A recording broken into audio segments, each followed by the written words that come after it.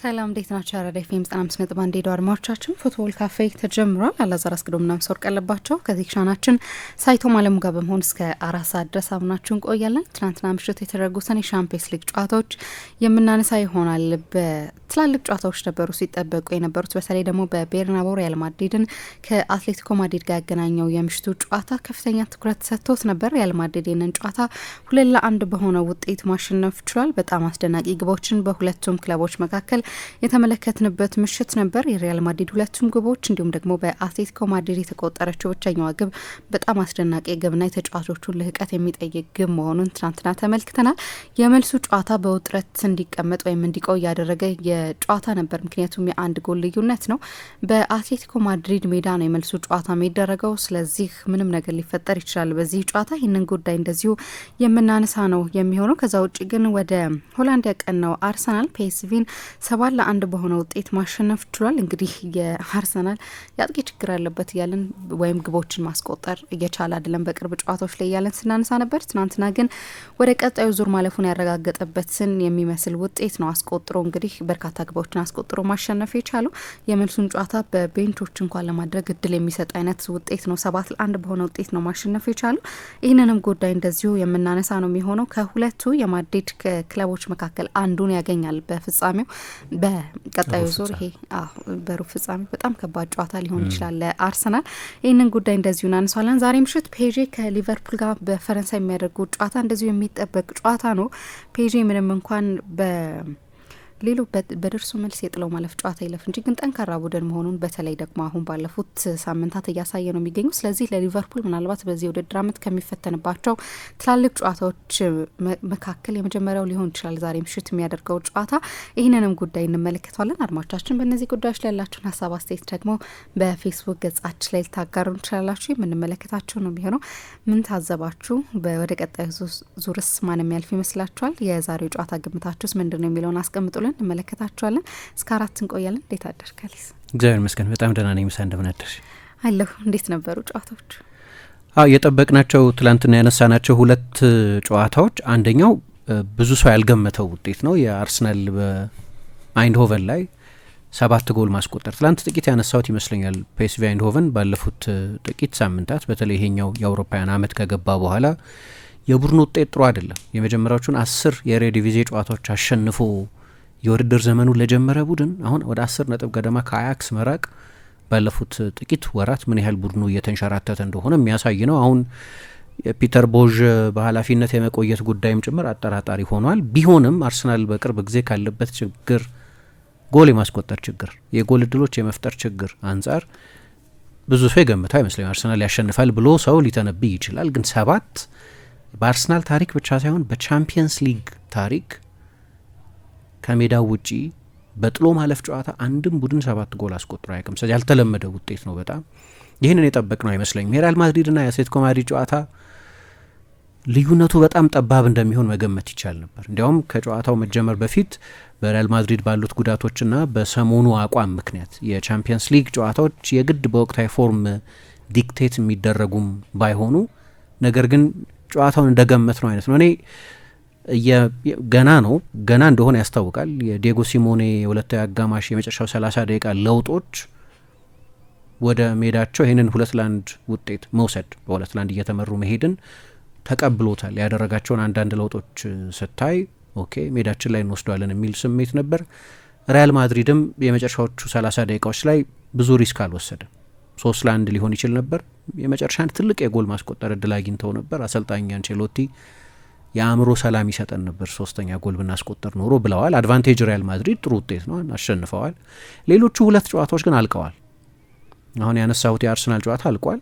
ሌላኛው ትላንት ያለቀው ጨዋታ የክለብ ብሩዥና የአስቶን ቪላ ጨዋታ ነው። 3-1 ነው፣ ግን በብሩዥ ሜዳ ነው 3-1 ያሸነፈው አስቶን ቪላ። ስለዚህ በሜዳው 3-1 እየመራ ነው ጨዋታውን የሚጀምረው። አይታወቅም በሚለው ካልሆነ በስተቀር ለእኔ ይሄኛው ጨዋታ ብዙ የሚጠበቅ አይደለም። ሌላኛው የዶርትሙንድና የሊል ጨዋታ ነው። የቦሩሲያ ዶርትሙንድ የዚህ የውድድር ዘመን ብቸኛው የውድድር ዘመኑን የመታደጊያ ተስፋ ልክ እንዳለፈው አመት ሁሉ ቻምፒየንስ ሊግ ነው። ግን ትላንትና 1-0 መርተው በሁለተኛው አጋማሽ ግን ሊል ሃራልስን በሚባለው ተጫዋች አማካይነት አቻ ተለያይቷል። እንዲሁም ሌሎች ጎሎችም የሊል ተጫዋቾች ሊያስቆጥሩ ይችሉ ነበር። ዛሬ በጣም በትልቁ የሚጠበቁ ጨዋታዎች አሉ። በእርግጥ ሁሉንም ማንሳት አንችልም፣ አንዱን ብቻ ነው የምናነሳው በጥቂቱ የሊቨርፑልና የፓሪስ ሳን ጀርማን ጨዋታ በፓርክ ደ ፕራንስ የሚደረገውን ጨዋታ። ግን የባየር ሚኒክና የባየር ሌቨርኩሰን ጨዋታ ትልቅ ጨዋታ ነው። የጀርመን አዲሱ ክላሲከር መሆን ጀምሯል። አሁን እንደ ድሮ የንግድ ስም እንደሆነ አውቃለሁ ደር ክላሲከር፣ ልክ እንደ ጣሊያኑ እንደ ስፔኖቹ ኤል ክላሲኮን ለማስመሰል ደር ክላሲከር የሚል የንግድ ተርም አምጥተው ነበር። ግን ብዙ ጊዜ ይሄ ጨዋታ በአብዛኛው በባየር ሚኒክ ፍጹም ብልጫ የሚወሰድበት፣ ቦሩሲያ ዶርትሙንድም በቅርብ ጊዜ በ2023 ለዋንጫ ከመፎካከሩ በስተቀር ባለፉት ዓመታት ከቡንደስሊጋ ዋንጫ ርቆ ረጅም ጊዜ የቆየ ነው። ክሎፕ ናቸው ለመጨረሻ ጊዜ ያሸነፉት። ግን እንደው የቡንደስሊጋውን ፉክክር ብንትወ እንኳን እርስ በርስ በሚደረጉ የሁለቱ ቡድኖች ጨዋታዎች ብዙ ጊዜ አለመመጣጠን ነበር። ሌቨርኩሰን ግን አሎንሶ ከመጣ በኋላ አንድም ጊዜ በባየር ሚኒክ አልተሸነፈም በሁሉም ውድድሮች። ሪከርዱ በጣም ጥሩ ነው። በቅርብ ጊዜ በነበረውም የቡንደስሊጋ ጨዋታ ውጤቱ ለባየርን ቢጠቅምም በጨዋታ ውስጥ ግን ባየር ሚኒክ 2 ሙከራ ብቻ አድርጎ ነበር የወጣው። በመጀመሪያ አጋማሽ አንድም ሙከራ አላደረገም። ፍጹም ከፍተኛ የሆነ የጨዋታ ብልጫ ነበረው። አሎንሶ የቀድሞ የባየርን ሰው ነው። ክረምት ላይ ቬንሶን ኮምፓኒን ከመቅጠራቸው በፊት መጀመሪያ መቅጠር የፈለጉት ሻቢ አሎንሶን ነበር። ሻቢ አሎንሶን ሊቨርፑልም ፈልጎት ነበር፣ ባየር ሚኒክም ፈልጎት ነበር። የቀድሞ የባየርን ተጫዋች ነበር። 2017 ላይ እንዲያውም ጫማ እንደሰቀለ የባየር ሚኒክ የስፖርት ዳይሬክተር ሁሉ እንዲሆን ጠይቀውት ነበር። እሱ ወደ አሰልጣኝነት መጓዝ ስለፈለገ ነው። የሪያል ማድሪድ ከ14 ዓመት በታች ቡድን ማሰልጠን ጀመረ። በኋላ ወደ ሶሲዳድ ወደ አደገበት ክለብ ሄደ። እዛው የሁለተኛ ቡድን አሰልጣኝ ሆነ። በኋላ ወደ ሌቨርኩሰን መጣ። ስለዚህ በደንብ የሚያውቀው ቤት ነው። ይሄም ጨዋታ በጣም ይጠበቃል። ቤንፊካ ከባርሰሎና ሌላ ዛሬ የሚጠበቅ ጨዋታ ነው። 2 በአውሮፓ ምርጥ አካዳሚ ያላቸው ቡድኖች ናቸው ቤንፊካና ባርሰሎና። ላማሲያ በጣም ዝነኛ ነው። ግን አሁን በዓለም ላይ ያሉ 49 ሊጎችን በደረጃ ብታወጪ በዓለም ላይ በእነዚህ 49 ሊጎች ከ1 እስከ 49 በደረጃቸው ቅደም ተከተል በሁሉም አህጉራት ያሉ ክለቦችን ብናወጣ በርካታ ተጫዋቾችን ለበርካታ ሊጎች በማፍለቅ በማመንጨት የሚታወቀው የቤንፊካ አካዳሚ ነው። ቁጥር 1 ነው በዚህ። ይሄ በጣም ያስገርማል። ላለፈው 10 ዓመትም ከአካዳሚ ከወጡ ተጫዋቾች በከፍተኛ የዝውውር ሂሳብ በመሸጥ ቀዳሚው ቤንፊካ ነው። ሁለቱም አካዳሚዎቻቸው ላይ የተመሰረተ ስብስብ ያላቸው ቡድኖች የሚያደርጉት ነው። በቅርብ ጊዜም ውብ ጨዋታ አይተናል። 5-4 ፋይኖርድ ከኢንተር ሌላ የሚደረግ ጨዋታ ነው።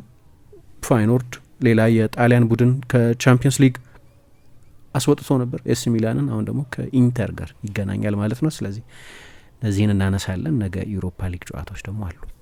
የመጀመሪያውን ጉዳይ እናንሳ። ሪያል ማድሪድ ከአትሌቲኮ ማድሪድ ጋር ያደረጉትን ጨዋታ እንመልከት። 2-1 በሆነ ውጤት ተጠናቋል በሪያል ማድሪድ አሸናፊነት። ግብ በማስቆጠርም ማድሪድ እንደዚሁ ቀዳሚ ነበር። ሮድሪ በጣም አስደናቂ ግብ ነው ማስቆጠር የቻለው ትናንትና ምሽት። ያው አስቸግሯቸው ነበር፣ በተለይ ደግሞ በመጀመሪያዎቹ ደቂቃዎች ማለት ይቻላል አትሌቲኮ ማድሪድን። ከዛ በኋላ ግን እንደዚሁ በትናንትና ስናነሳው የነበረው ተጫዋች አልቫሬዝ ያስቆጠረውም ግብ እንደዚሁ አስደናቂ ነበር። 3ኛዋም ግብ የብራሂም ዲያዝም ግብ በተመሳሳይ በጣም ጥሩ ግብ እንደነበረች ተመልክተናልና 3 በጣም ውብ ጎሎችን የተመለከትንበት ምሽት ነበር። ጨዋታውን እንመልከተው። ልክ ነው። የማድሪድ ደርቢ በቻምፒየንስ ሊግ ያው ግምት አግኝቷል። ያው እኔ ለነገሩ ከሁሉም ጨዋታዎች የፔዥና የሊቨርፑል ጨዋታውን የበለጠ እንዴት ይሆናል እንድል ያደረገኝ፣ ምክንያቱም ሌሎቹን ጨዋታዎች ምሳስተውለሻቸው እንደሆነ አትሌቲኮ ማድሪድና ሪያል ማድሪድ በዚህ ውድድር ዘመን በላሊጋ 2 ጊዜ ተገናኝተዋል። ስለዚህ በሚገባ የሚተዋወቁ ናቸው። የአንድ ከተማ፣ የአንድ ሀገር፣ የአንድ ሊግ ክለቦች ናቸው። ባየር ሌቨርኩሰንና ባየር ሚኒክ ልክ እንደዚሁ ናቸው። በዚህ ውድድር ዘመን 3 ተገናኝተዋል፣ ዴፍፒ ፖካልን ጨምሮ። ክለብ ብሩዥና አስቶን ቪላ ሳይቀር ተገናኝተዋል በዚህ ውድድር ዘመን። በቻምፒየንስ ሊግ ካደረጓቸው ጨዋታዎች መካከል እርስ በርስ ያደረጉት ጨዋታ ነበር። ቤንፊካና ባርሰሎናም ተገናኝተዋል በዚህ ውድድር ዘመን በቻምፒየንስ ሊግ። ቢሆንም ግን ሁል ጊዜም የማድሪድ ደርቢ ነው። ትላንትና እንዳነሳ ደግሞ የቻምፒየንስ ሊግ የድሮ ታሪክም አላቸው። በአትሌቲኮ ማድሪድ በኩል ማወራረድ የሚፈለግ ሂሳብ ሊኖር ይችላል። ግን ሪያል ማድሪድ ሁል ጊዜ የቻምፒየንስ ሊግ ጨዋታዎች ላይ መፍትሄ አያጣም። ትልልቆቹ ተጫዋቾች እንኳ ውብ ምሽት ባያሳልፉ፣ ኪሊያን ምባፔ ባለፈው የሪያል ማድሪድ ጨዋታ ከሲቲ ጋር የነበረው ጨዋታን ብቃት መድገም ባይችል፣ ቪኒ አብርቶ ባያመሽ፣ ግን ሁሌም ሪያል ማድሪድ ሌላ ምንጭ አለው።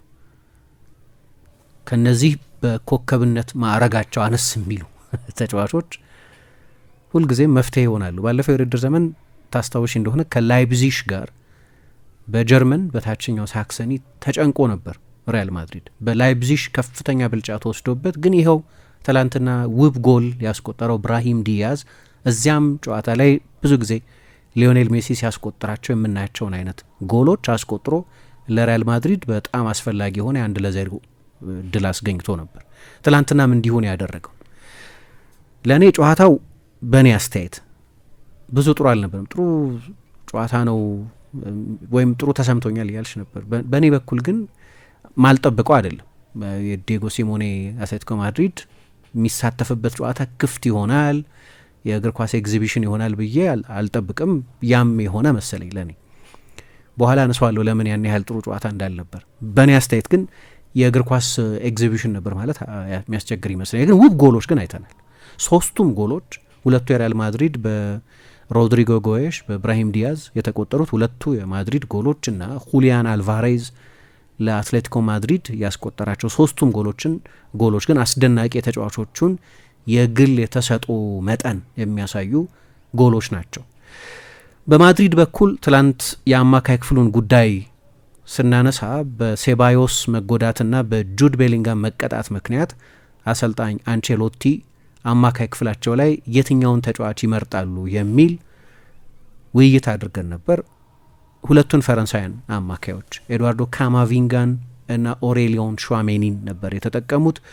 ከጨዋታው አስቀድሞ ከቡድኑ ጋር ሙሉ ልምምድ ያልሰራው ትላንትናም በኢንጀክሽን በህመም ማስታገሻ ወደ ሜዳ የገባው ፌዴ ቫልቬርዴ ደግሞ የቀኝ ተከላካይ ሆኖ ነው የጀመረው። ስለዚህ በትልልቅ የቻምፒየንስ ሊግ ጨዋታዎች ላይ ሉካስ ቫስኬዝን የመጀመሪያ ተመራጭ የቀኝ ተከላካይ አሰልጣኙ አድርገው የመጠቀም ፍላጎት እንደሌላቸው እርግጠኛ መሆን ይቻላል። በ3-4 ቦታዎች ላይ በላቀ ጥራት መጫወት የሚችል ነው፣ ግን ከህመም ጋር እየታገለ ያለፉትን 3 ጨዋታዎች አልፎት የማንቸስተር ሲቲን ጨዋታም እንደዚሁ ልክ እንደ ትላንትናው ኢንጀክሽን ተወግቶ ነው ወደ ጨዋታው ወይም ኢንጀክት ተደርጎ ነው ወደ ጨዋታው የመጣው። በአትሌቲኮ ማድሪድ በኩል ግን ምንም ሰርፕራይዝ አልነበረም።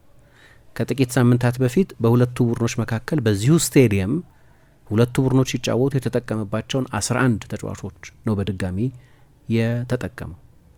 ስለዚህ በአትሌቲኮ ማድሪድ በኩል ያን ያህል በመጀመሪያ አሰላለፍ ውስጥ ከጨዋታው መጀመር ማስቀድመው ማን ይካተታል ምን የሚል ግራ መጋባት አልነበረም። የትኞቹን 11 ተጫዋቾች እንደሚመርጥ ከሞላ ጎደል እናውቅ ነበር። በቀደም የጠቀስኩት ሳሙኤል ሊኖን ነው ወይስ ኮነር ጋላገርን የሚያሰልፈው የሚል ግራ መጋባት ካልሆነ ወይም እሱ ጋር ብቻ ነው ትንሽ አጠራጣሪ ነገር የነበረው። ከዛ በስተቀር ከጨዋታው አስቀድሞ የገመት ነውን የመጀመሪያ 11 የተጠቀመው ሳሙኤል ሊኖ ነው በግራ ክንፍ በኩል የጀመረው። የጨዋታው የመጀመሪያ ቅጽበት ነው ኦልሞስት የመጀመሪያዎቹ ደቂቃዎች ላይ ነው አይደለም የመጀመሪያው ጎል የተቆጠረው። ከዚሁ አሁን ከጠቀስኩት ከፌዴ ቫልቬርዴ ነው ኳሱ የመጣው። ሃቪ ጋላን አትሌቲኮ ማድሪድ በአጠቃላይ በመከላከል መዋቅሩ በኩል ብዙ ሕጸጽ አለበት የሚባል ቡድን እንኳ ባይሆን ግን አንድ ድክመት የምትፈልጊ ከሆነ የሃቪ ጋላን ቦታ ነው ድክመቱ። ባለፈው የዛሬ ሳምንት በኮፓ ዴል ሬ የግማሽ ፍጻሜ ጨዋታ ባርሰሎና ከአትሌቲኮ ማድሪድ ጋር ሲጫወት አብዛኞቹ የባርሰሎና አደጋዎች ይመጡ የነበሩት በአትሌቲኮ ማድሪድ ግራ በኩል ላሚን ያማል እና ዡል ኩንዴ ባሉበት የሜዳ ክፍል ታርጌት የሚደረግ ዊክ ሊንክ ስላለ ሃቪ ጋላን ስላለ ሃቪ ጋላንን ከሬኒልዶ የበለጠ የሚፈልግበት ምክንያት የሜዳ ስፋት የሚሰጥ ዴፕዝ የሚሰጥ ዊድዝ የሚሰጥ ተጫዋች ስለሆነ አሰልጣኙ ከሬኒልዶ ይልቅ እሱን እንደሚመርጥ የታወቀ ነው። ነገር ግን ትላንትና የግልጽ የአንድ ለአንድ ሩጫ ነው የነበረው፣ ፉት ሬስ ነው የነበረው። በሮድሪጎ ቀድሞታል እና በጣም አስደናቂ ጎል ነው በደካማ እግሩ ያስቆጠረው። በሁለቱም እግሩ ጎሎች ማስቆጠር እንደሚችል እናውቃለን፣ በቀኝ እግሩም በግራ እግሩም። ከዛ መጠጋት አልፈለገም ክሌሞን ሎንግሌ። አንዳንድ ተከላካዮች አሁን እኔ ስቴፕ አውት ማድረግ ወደዛ መምጣት ነበረበት ነው የምለው። አልፎታል ሃቪ ጋላን እንደማይደርስበት ግልጽ ነበር፣ ግን አልተጠጋውም ክሌሞን ሎንግሌ። ከዛ እያጠበበ ገብቶ ኢንቨርት አድርጎ በግራ እግሩ ያኖ ብላክም ሊያድነው የማይችል ተኩስ ነው የነበረው። በጣም ድንቅ ጎል ነው ለሪያል ማድሪድ። ከዚያ በኋላ ያለው ጊዜ ግን የሪያል ማድሪድ የአማካይ ክፍል ችግር የታየበት። አንቼሎቲም ከጨዋታው በኋላ ያሉት የመጀመሪያውን ጎል ካስቆጠርን በኋላ ጨዋታውን መቆጣጠር ነበረብን። ከዛ በኋላ ያለውን ጊዜ ጨዋታውን የተቆጣጠረው ብዙ አደጋ ሳይፈጥር አትሌቲኮ ማድሪድ የኳስ ቁጥጥሩን መጠን ያህል በአማካይ ክፍሉ ላይ የፓብሎ ባሪዮስ እና የሮድሪጎ ደፖል እና የካማቪንጋ እና የሹዋሜኒን ፉክክር የአትሌቲኮ ማድሪዶቹ ሁለት ተጫዋቾች ናቸው የተቆጣጠረ። አትሌቲኮ ማድሪድ ወደ ቤርናቤው መጥቶ የኳስ ቁጥጥር ብልጫ ይወስዳል ብለሽ አትገምችም። አያደርጉትም። ብዙ ጊዜ በነን ፖሴሽን ለመጫወት ነው የሚመጡት። ግን ትላንት የመጀመሪያ አጋማሽ ላይ ሲያበቃ ሮድሪጎም ከጨዋታው በኋላ እንደተናገረው ለእኛ አስገራሚ ነበር እሱ አለ። ምክንያቱም ከአትሌቲኮ ማድሪድ ጋር ስንጫወት ብዙ ጊዜ እኛ ስናጠቃ እነሱ ሲከላከሉ፣ እኛ ብዙ ጊዜ ኳስ ስንቆጣጠር እነሱ አብዛኛውን ጊዜ ያለ ኳስ ሲጫወቱ ስለሆነ የሚያሳልፉት የመጀመሪያ አጋማሽ ለረጅም ጊዜ እየተከላከሉ መቆየት ለእኛ አዲስ ቀጠና ነበር አለ። በመከላከል ልክ ነው። ሩዲገርም አሴንሲዮም ሜንዲም ቫልቬርዴም እና የሪያል ማድሪድ አጠቃላይ መከላከል መዋቅር ጥሩ ነበር። አሰልጣኝ አንቼሎቲም ከጨዋታው በኋላ እንዳሉት የሁሊያን አልቫሬዝ ጎል በጣም አስደናቂ ነው፣ ግን ትልቅ የጎል እድል አልነበረም አሉ። ግን ከፍተኛ የኳስ ቁጥጥር መጠን ነበሩ አትሌቲኮ ማድሪድ በመጀመሪያ አጋማሽ። ግን የመጀመሪያው ጎል በጣም ድንቅ ጎል ነበር። አሁን እዚህ ጋር ነው እንግዲህ የሴባዮስን ወይ የክሩስ ከለቀቀ በኋላ ያለውን ክፍት ቦታ የቤሊንጋም አለመኖርን ወይ የሞድሪች አለመጫወትን የምታስተውዩ። የአማካይ ክፍል ብልጫ ተወስዶ ነበር ከመጀመሪያዎቹ ጥቂት ደቂቃዎች በስተቀር። ግን የመጀመሪያዎቹ ደቂቃዎች ላይ የጎሉ ከተቆጠረም በኋላ ሌሎች አንዳንድ አጋጣሚዎች ነበሯቸው። ብዙ ጊዜ የሪያል ማድሪድ ማጥቃት ደጋግመን እንደምናነሳው ወደ ግራ ያደላ ነው። ቪኒ በዛ በኩል ነው የሚጫወተው።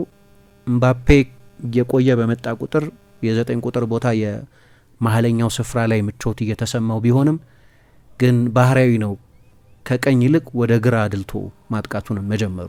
ቤሊንጋምም ልክ እንደዚሁ ከቀኝ ይልቅ ወደ ግራ የበለጠ የሚያዘነብል ተጫዋች ነው። ስለዚህ ሪያል ማድሪድ በአብዛኛው ቤቱ በኩል ነው የሚያጠቃው ከተባለ በግራ በኩል ነው የሚያጠቃው። ትናንትና ግን ከጎሉ ባሻገር የመጀመሪያው ጎል ሲቆጠር በቀኝ በኩል የቀኝ ተከላካዩ ለቀኙ የክንፍ ተጫዋች አቀብሎ ጎሉ መቆጠሩ ብቻ ሳይሆን ሪያል ማድሪድ ልማድ አለው እንደዚህ የማድረግ ወደ አንዱ የሜዳ ክፍል ጨዋታውን ኦቨርሎድ ያደርግና በቀኝ በኩል ላለው ተጫዋች የአንድ ለአንድ አጋጣሚ ለመተው ሲል የአግድሞሽ ኳሶች ያቀብላል እና ትናንት በተደጋጋሚ ቶኒ ሩዲገር ይህን ለማድረግ ሲሞክር ነበር። የአግድሞሽ ፓሶችን ለሮድሪጎ ለመስጠት ይሞክር ነበር ወደ ግራ ቢሆንም የሪያል ማድሪድ ማጥቃት ብዙ ጊዜ። ትላንትና ግን ከጎሉ ባሻገር ከጎሉ በኋላ የነበሩት የተወሰኑት ደቂቃዎችም ላይ ይሄንኑ መስመር የመጠቀም ሃቪ ጋላን የአትሌቲኮ ማድሪድ የመከላከል ድክመት ነው የሚል ግምገማ እንዳለ አይነት ከጨዋታው አስቀድሞ የነበረው አናሊሲስ እሱን እንደሚያሳይ አይነት በተደጋጋሚ ወደዛ ጨዋታውን ለመገልበጥ ይሞክር ነበር የሪያል ማድሪዱ የመሀል ተከላካይ ማለት ነው። ከዚያ በኋላ ግን አትሌቲኮ ማድሪድ የመጨረሻው 30 ሜትር ላይ ትርጉም ያለው አደገኛ ኳስ መቀበል ባይችልም ግን በተለይ አልፎ አልፎ አሰልጣኙም ትእዛዝ የሰጠው ይመስላል አንቷን ግሪዝማን ወደ ኋላ እየተመለሰ እየመጣ ከሁለቱ ከጠቀስኳቸው አማካዮች ከባሪዮስ እና ከሮድሪጎ ደ ፖል ጋር እየሆነ ለሶስት በሁለቱ የሪያል ማድሪድ አማካዮች ላይ ሁልጊዜ አንድ ትርፍ ሰው ብልጫ ይወስዱ ነበር። ሶስት አማካዮች ሆኑ ማለት ነው። አንድ አጥቂ ነበረው።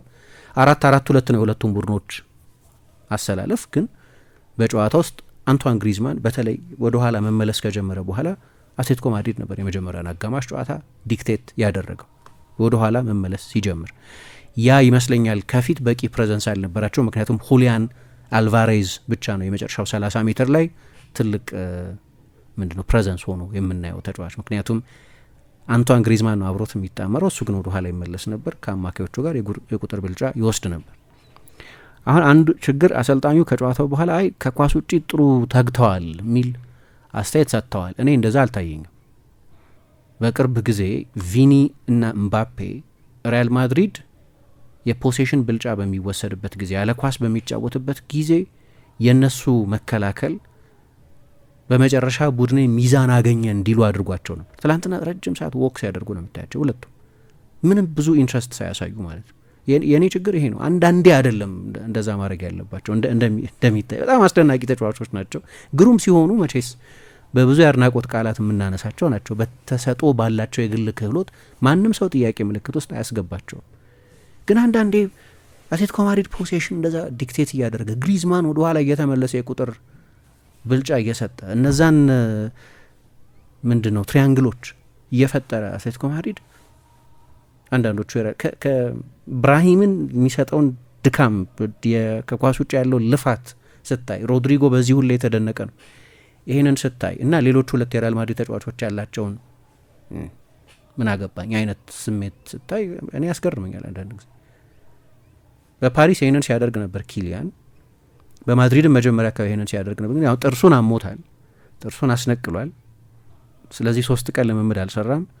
ያቺ 3 ቀን ልምምድ አለመስራት የእሱ የአካል ዝግጅት ላይ ችግር አምጥቶ ሊሆን ይችላል፣ አላቅም። እሱ 3 ቀን ትሬኒንግ አለመስራት የሆነ ነገር ለውጥ ያመጣ ይሆናል። የባለፈው የቤቲስም ጨዋታ ላይ ልክ እንደዚሁ ከዛ የሳን ማሜስ ጨዋታ በፊት ያየነውን ተጫዋች ያስታወሰኝ ነበር። የመጀመሪያው አጋማሽ ምንም የሚጠቀስ ነገር አልነበረም በሁለቱም ተጫዋቾች በኩል።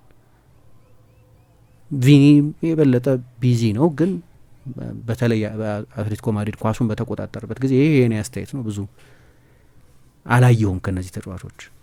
አሰልጣኙ ልክ አስደናቂ አልነበሩም ዛሬ፣ ግን በመከላከል አግዘውናል ብለዋል። እኔ እንደዛ ብዙ አልታየኝ። ከዚያ በኋላ ግን የሁሊያን አልቫሬዝ ጎል ተቆጠረ። የአትሌቲኮ ማድሪድ ያቻነት ጎል ማለት ነው። ትላንትና ስናነሳ የጎሎች አስቆጣሪ ብቻ አይደለም፣ የወሳኝ ጎሎች አስቆጣሪ ነው። ልክ የትላንትናው አይነት ወሳኝ ጎል አስቆጣሪ ማለት ነው። ጎል ነው። በሰፊ ውጤት ሲያሸንፍ አንድ ቡድን ፒፖ ኢንዛጊ ኤሲ ሚላን 4-0 እየመራ 5ኛውን ጎል ቢያስቆጥር የእሱ ጎል በዓለም ላይ ከተቆጠሩት ጎሎች ሁሉ በጣም አስፈላጊው ጎል የሆነ ያህል ደስታውን ይገልጻል። ለጎል ነው የሚኖረው ፒፖ ኢንዛጊ። ግን አንዳንዴ ወሳኝ ብዙ ጎሎች እንዳስቆጠረ አቃል 2007 ቻምፒየንስ ሊግ ላይ ሁለቱንም ጎሎች ሊቨርፑል ላይ ያስቆጠረው እሱ ነው። የሁሊያን የዚህ ውድድር ዘመን ጎሎች ግን አንደኛ በጣም አስቸጋሪ ንጹህ የጎል እድል አይደለም ያስቆጠረው። ትላንትና የኤክስጂ ስታቱን ያነሳሁት ለዚህ ነው። 21 ጎል አስቆጠረ፣ ግን ኤክስጂ 12 ነው። ስለዚህ የ9 ጎል ኦቨር ፐርፎርማንስ አለ። ከባባድ የጎል አጋጣሚዎች ናቸው። የጎል እድል አይደለም። ትላንትና ለምሳሌ እሱ ጎል አደረገው እንጂ የጎል እድል አይደለም። እዛ ጋር የካማቪንጋ የመከላከል ድክመት ሊጠቀስ ይችላል።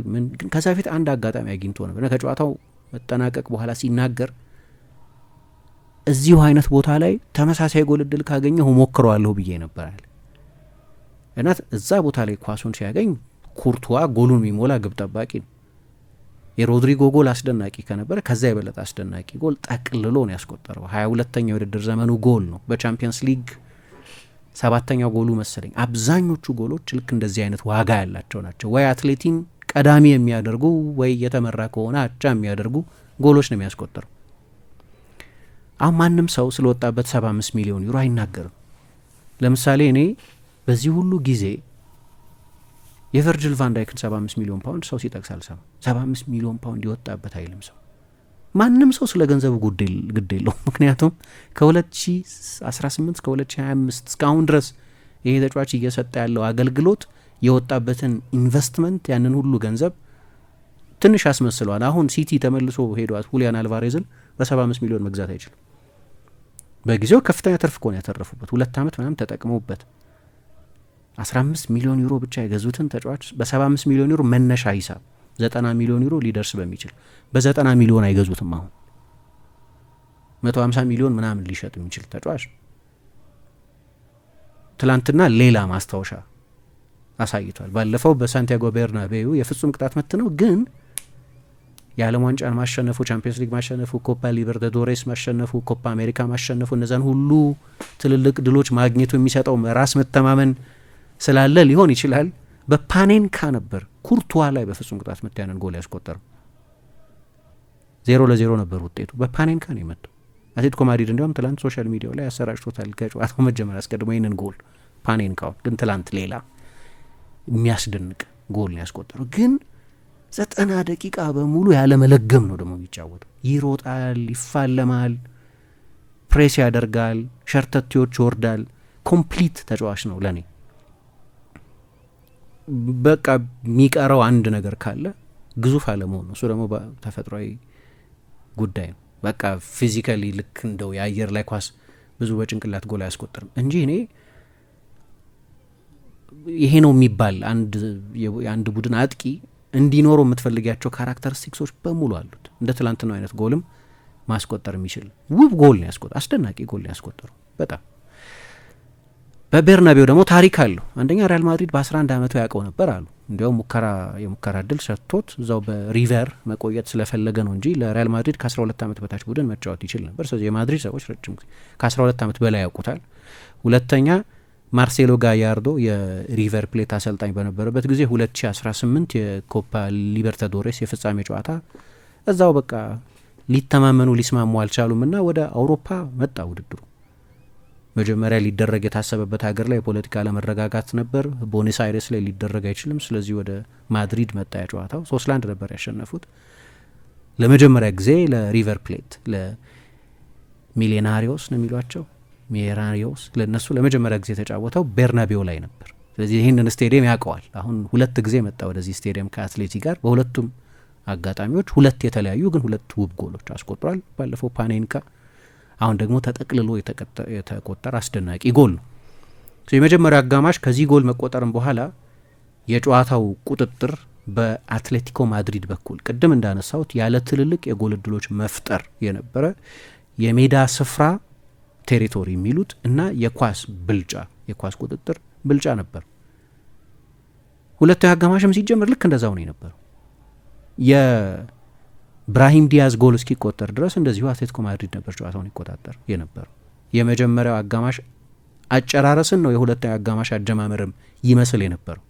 ሁለቱም አሰልጣኞች ወደ ቤንቾቻቸው አልተመለከቱም። ጨዋታውን የጀመሩ ተጫዋቾቻቸውን በሁለተኛው አጋማሽ ይዘው የቀጠሉት ግን እንደዚህ ሲሆን አትሌቲኮ ማድሪድ ጨዋታውን ቢቆጣጠርም ግን ሪያል ማድሪድ ጥሩ እየተከላከለ ጨዋታ ውስጥ ስለቆየ ለአንድ ተጫዋች የግል ምትሃት እድል የሚሰጥ ሆነ ማለት ነው። ሁለተኛው ጎል የምትሃት ጎል ደንበኛ 12ኛ ተጫዋች ነው። የሪያል ማድሪድ 12ኛ ተጫዋች ነው። ትላንትና ቤሊንጋም ስለሌለን ያልተሰለፈው፣ ቪኒ ባይኖር ይሰለፋል፣ ሮድሪጎ ባይኖር ይሰለፋል። በእነዚህ ቦታዎች ላይ መጫወት የሚችል ከአማካይ በላይ ፐርፎርማንስ ከአቬሬጅ በላይ ፐርፎርማንስ ማሳየት የሚችል ተጫዋች ነው። ይሄ የማላጋ ተወላጅ ከሜንዲ ነው ኳሱ የመጣው። ቴክኒኩ የተለየ ነው። መሮጥ ሳይጠበቅበት እዛው በቆመበት ቦታ ነው ሂሜኔዝን ሚዛኑን ያሳተው። እንደሚለው ምን ታስብ ነበር በዛ ጊዜ ያለው ጊየም ባለጌ ከጨዋታው በኋላ ፓስ ለማድረግ ነበር እያሰብኩ የነበረው አለ። ነገር ግን ቁርጭምጭሚቱ የተቀጨ የታጠፈ ነው የሚመስለው። ዘንበል አለ። አጭር ነው ደግሞ። እኔ መሀል ተከላካዮች በተለይ እንደ ሂሜኔዝ አይነት ረጅም የመሀል ተከላካዮች እንደዚህ በጣም አጭር ከሆነ ተጫዋች ጋር ፊት ለፊት መገናኘት የሚፈልጉ አይመስለኝም። ይሄ ሎ ሴንተር ኦፍ ግራቪቲያቸው ለመቆጣጠር በጣም አስቸጋሪ ያደርጋቸዋል። አንዱ ላይ 2014 የዓለም ዋንጫ ላይ ራፋ ቤኔቴዝ ያሉትን ነገር ጠቅሳለሁ። ቤልጅየም ከአርጀንቲና ጋር ከመጫወታቸው በፊት ማርክ ቪልሞትስ የቤልጅየሙ አሰልጣኝ ሜሲን በአክሰል ቪትሰል ለማቆም ከሞከረ ከባድ ስህተት ይሆናል። ሜሲን በማንም ተጫዋች ማቆም አስቸጋሪ ነው፣ ግን አክሰል ቪትሰል በጣም ረጅም ነው። ስለዚህ ሊቆጣጠሩ አይችልም። አጭር ነው እሱ እና ይሽሎኮለኩበታል። ስለዚህ እንደዛ የሚያረግ አይመስለኝም፣ ማረግም የለበትም ብለው ጽፈው ነበር ታይምስ ላይ ያኔ አርቲክሎች ጽፉ ነበር ራፋ ቤኒቴዝ። ከዛ ጋር ሊመሳሰል ይችላል እና በጣም ጥሩ የጠባብ ስፔስ ተጫዋች ነው፣ ስፔስ በሌለበት።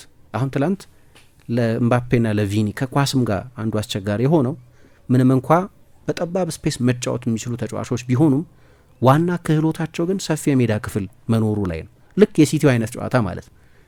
እንደዛ ሰፊ ስፔስ ካለ ልትቆጣጠራቸው አትችም። የዚህኛው ተጫዋች ከሌሎቹ ተጫዋቾች በአይነት የሚለየው ግን በጠባብ ስፔስ የጎል እድሎች ማስቆጠር የሚችል ተጫዋች መሆኑ ነው። ከዛ ዞረና ወደቅና በፍጥነት ማሰብ ይጠይቃል አይደለም። ልክ ሂሜኔስ ሲወድቅልኝ ጎሉ በቃ ተከፈታል። ስለዚህ አንዴ ገፋ ያደረገው የግራ እግር ተጫዋች ነው፣ ግን በቀኝ እግሩ ጃኖ ብላክ ሊያድነው የማይችል ግሩም ጎል አስቆጠረ እና አርት ነው ይሄ፣ ጥበብ ነው። ትላንት ይሄ ተጫዋች ያስቆጠረው ጎል የሪያል ማድሪድ በጨዋታው ላይ ያን ያህል አሳማኝ ባይሆንም ያን ያህል በማጥቃቱ በኩል አስደናቂ ባይሆንም ከመጀመሪያዎቹ ጥቂት ደቂቃዎች በስተቀር አትሌቲኮ ማድሪድ ጨዋታውን ቢቆጣጠርም ግን አንዱ ነገር ደግሞ መደነቅ ያለበት የተከላካይ መስመሩ ከፊት ያሉትን የአትሌቲኮ ማድሪድ ተጫዋቾች ጁሊያኖ በጣም ጥሩ ተጫዋች ነው፣ ሊኖ ጥሩ ተጫዋች ነው፣ ግሪዝማን ነው፣ ሁሊያን አልቫሬዝ ደጋግመን እናነሳለን ስለሱም ተጫዋች። እነዚህ ተጫዋቾች እያሉም እና ደግሞ ዮሬንቴ ያለማቋረጥ ኦቨርላፕ ማድረግ ይወዳል። የቀኝ መስመር ተከላካይ የአትሌቲኮ ማድሪዱ ፌዴ ቫልቬርዴ ልትዩ ትችላለች። ማርኮስ ዮሬንቴ የድሮ የማድሪድ ልጅ ነው፣ የሪያል ማድሪድ ልጅ ነው። ለአትሌቲኮ ማድሪድ ሸጠውት ነው ሮድሪ ወደ ሲቲ ሲመጣ የእሱ ተተኪ ነገር እንዲሆን ተብሎ አጥቂ አድርጎ ተጠቅሞበት ያውቃል። 2021-22 የውድድር ዘመን የቀኝ ክንፍ አጥቂ ሆኖ ያውቃል፣ አማካይ ሆኖ ያውቃል። አሁን የቀኝ ተከላካይ ሆኖ ነው እየተጫወተ ያለው። በናሁኤል ሞሊና ብቃት ብዙ ደስተኛ አይመስለኝም። አዝፕሊኩዌታ የፊትነስ ችግር አለበት። ስለዚህ ብዙ ጨዋታ ላይ ይሰለፋል እሱ። ከፊት እነዚህ ተጫዋቾች አሉ። የማድሪድ የተከላካይ አደረጃጀት ግሩም ነበር። አማካዮቹ ሰራተኛ አማካዮች ናቸው። የኳስ ቁጥጥር ቴክኒካዊ ውስንነት ቢኖርባቸው እንኳ ግን በመከላከል ማድሪድ በጣም ጥሩ ነበር። ስለዚህ በጨዋታ ውስጥ እስከ ቆዩ ድረስ በግል ያሏቸው ተጫዋቾች አደጋው ከኤምባፔ ሊመጣ ይችላል፣ ከቪኒ ወይ ከሮድሪጎ ወይ ከብራሂም ሊመጣ ይችላል። ያንን እድል ያገኙት ግን በጨዋታ ውስጥ በመቆየታቸው ምክንያት ነው። በጣም አስደናቂ ጎል። ከዚያ በኋላ ግን የሁለቱን አሰልጣኞች ኢንቴንሽን ያየን ይመስለኛል። አንደኛ አንቼሎቲ በጣም ጥሩ ውሳኔ ወሰኑ። በሁለተኛው አጋማሽ ማድሪድ ከአትሌቲኮ ማድሪድ የበለጠ ኳስ ተቆጣጥሯል። ለምን? ሞድሪች ገባ። 60ኛው ደቂቃ ነው 61ኛው ደቂቃ ላይ ነው ኤድዋርዶ ካማቪንጋን አስወጥተው ሉካ ሞድሪችን ያስገቡት። ሞድሪች ልዩነት ነበር ከዚያ በኋላ ለነበረው የሪያል ማድሪድ የተሻሻለ ብቃት። 100% ነው ኳስ የማቀበል ስኬቱ።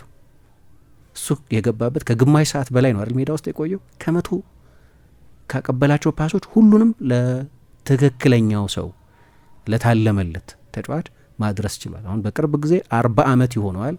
ያንዳንዱን ጨዋታ አይጀምርም፣ ተከታታይ ጨዋታም አይጀምርም። ትላንትና ያነሳ ነው ነገር ነው የሆነው። ማታ የቤቲሱን ጨዋታ ሲያስጀምሩትም በቃ የአትሌቲኮ ማድሪዱን ጨዋታ አይጀምርም ማለት ነው የሚል አስተያየት ተሰጥቶ ነበር።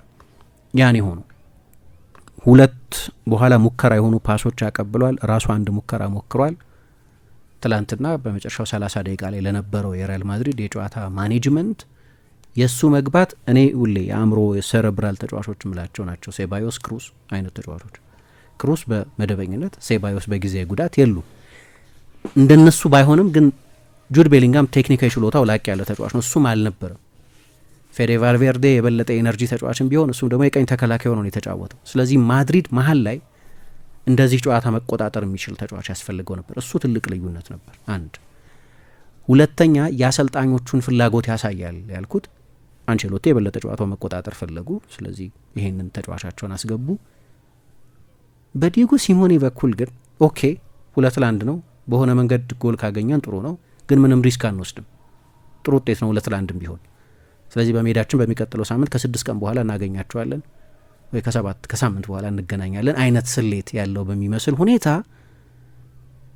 7 ቁጥርን ሲያሳይ አራተኛው ዳኛ ኦኬ ምን ትያለሽ? 7 ቁጥርን አሳየና አንቷን ግሪዝማንን አስወጣው አሰልጣኝ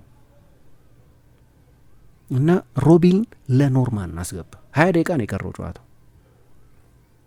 አስደናቂ አልነበረም አንቷን ግሪዝማን። እንዲያውም የመጀመሪያው አጋማሽ ላይ ቅድም ያነሳሁት የአትሌቲኮ ማድሪድ አንደኛው የኳስ ቁጥጥሩን ያህል እሱ ራሱ ለኳስ ቁጥጥር መጠኑ ከፍ ማለት የራሱ ጥቅም የሰጠ ቢሆንም ብዙ ጊዜ ከሁለቱ የሪያል ማድሪድ 6 ቁጥሮች ደብል 6 ቁጥሮች ጀርባ ይገኝ ነበር። ከፈረንሳያኑ ተጫዋቾች ከሀገሩ ልጆች ጀርባ ይገኝ ነበር። ከዚያ በኋላ ላስት ፓስ የሱ ጉዳይ ነው አይደለም፣ አልነበረም። ምናልባት በቂ ሯጮች ስላልነበሩት ሊሆን ይችላል። ከፊቱ ቀይሮ አስወጣው። ለእኔ ፍላጎቱን ያሳየኝ ነበር ይሄ። ከዛ በፊትም የቀየራቸውን ተጫዋቾች ብታይ ለምሳሌ ሲሞኔ ወጥቶ ናሁኤል ሞሊና ነው የገባው። ኦኬ ዮሬንቴን ወደፊት አስጠግቶታል። ከዛ በኋላ ግን ለእኔ ዲፌንሲቭ ለውጥ ነው። ጋላገር ገብቶ ሊኖ ነው የወጣው። ከመጨረሻዎቹ የ15 ደቂቃ ሁለቱ ለውጦች በስተቀር አሌክሳንደር ሶርሎት እና አንሄል ኮሬያን ሲያስገባ ነው ለሁለተኛ ጎል ላቻነት እያሰበ እንደሆነ የሚያሳዩ። ግን የመጀመሪያዎቹ 3ቱ ለውጦች ብታያቸው ዲፌንሲቭ ለውጦች ናቸው 3ቱም ለውጦቹ። እና በዛ ምክንያት የመጨረሻው 30 ደቂቃ ማድሪድም መሪነት ነበረው። ስለዚህ ብዙ ሪስክ መውሰድ አልነበረበትም። 2-1 ነው፣ አድቫንቴጅ ነው። አትሌቲኮ ማድሪድም ግን 2-1 መጥፎ ውጤት ነው ብሎ አልወሰደም። በዚህ አሰልጣኙ ለውጦች ማየት ይቻላል። አሰልጣኙ እንዲሁም ጨዋታው አላልቃለው እኮ አርቢትሩ ሳይነፉ ወጣ። መጀመሪያ ቀጥታ ገባና በሌላ ምክንያት ነው አርቢትሩ ፊሽካ ድምጽ ያሰሙት። በጣም ግሩም ዳኝነት ነበር ትላንትና በክሌመንት ቱርፓ። ምናልባት አንድ የፍጹም ቅጣት ምት የምጠራጠረው የጋላን በድጋሚ ጨዋታው እንደተጀመረ አካባቢ የያዘው ይመስለኛል። የፍጹም ቅጣት ምት ቢያሰጥ ማያሰጥ ነው የሚያስብል አይመስለኝም፣ ግን እሱ ብቻ ሊሆን ይችላል። አንድ ቢጫ ካርድ ነው ያሳዩት፣ እሱንም ለጥፋት አይደለም። ጎሉ ከተቆጠረ በኋላ የማድሪድ ደጋፊዎች መሀል ተዘፍቆ ነው ደስታውን የገለጸው ብራሂም ዲያዝ። ስለዚህ ለደስታ አገላለጹ ብቻ ነው ቢጫ ካርድ ያሳዩት። ጨዋታውን የተቆጣጠሩበት መንገድ አንድ የፈረንሳይ ቡድን ቻምፒየንስ ሊግ ካልደረሰ በዚህ ዓመት ቻምፒየንስ ሊግን በድጋሚ የሚያጫውቱ ይመስለኛል። እኚህ ሰው በጣም ጥሩ አርቢትር ናቸው። አንዳንድ ጊዜ የሚወስኗቸው ውሳኔዎች ግራ የሚያጋቡ ቢሆኑ ሜቢ አውሮፓ ምርጡ አርቢትር ሳይሆኑ አይቀሩም። አሁን በዚህ ሰዓት ትላንትና ጥሩ ነበር ጨዋታውን የዳኙት። የመልሱ ጨዋታ ላይ ማድሪድ ቤሊንጋምን ቢያንስ ያገኛል። እምባፔም የተሻለ ፊትነስ ላይ ይገኝ ይሆናል። ጥርስ ነው ያስነቀለው፣ ግን ከልምምድ አርቆት ስለነበር እና ከባድ ህመም ነበረው አሉ። ስለዚህ ታክቲካዊ ጨዋታ ነበር። 4-4-2 ከ4-4-2 ጋር አንዱ እኔ ብዙ ጨዋታው እንዳያዝናና አድርጎታል፣ ወይም የጠበቅነውን ያህል እንዳያዝናና ብዙ አልጠበቅንም፣ ግን ያን ያህል ደግሞ ለእኔ ከጎሎቹ በስተቀር ብዙ ምትሃታዊ ቅጽበቶች አልነበሩትም። አንዱ ምክንያት የሚመስለኝ አራቱን አማካዮች ውሰጂ፣ በሁለቱም ቡድኖች በኩል ያሉትን 4 አማካዮች ውሰጂ፣ ካማቪንጋ እና ኤድዋርዶ ኦሬሊዮን ሹዋሜኒ ብዙ የጎል እድል መፍጠር የሚችሉ አማካዮች አይደሉም። የበለጠ የመከላከል ሚና ያላቸው ናቸው። ተመሳሳይ ነው በሪያል ማድሪድም በአትሌቲኮ ማድሪድም በኩል ባሪዮስ እና ሮድሪጎ ደፖል ትላንት በጣም ጥሩ ተጫውተዋል። ግን እነዚህም ያን ያህል ክሬቲቭ አማካዮች አይደሉም። ክሬቲቭ አማካይ እንደነበር አውቃለሁ ሮድሪጎ ደፖል በኡድኔዜ የሴሪያ ሜቢ ምርጦቹ አማካዮች መካከል አንደኛው ነበር። ብዙ ጎሎች ያስቆጠር ነበር። አትሌቲኮ ማድሪድም ላይ አንዳንድ ጊዜ ጎሎች ያስቆጠራል፣ ግን በአብዛኛው እዚህ ሰራተኛ አማካይ ነው።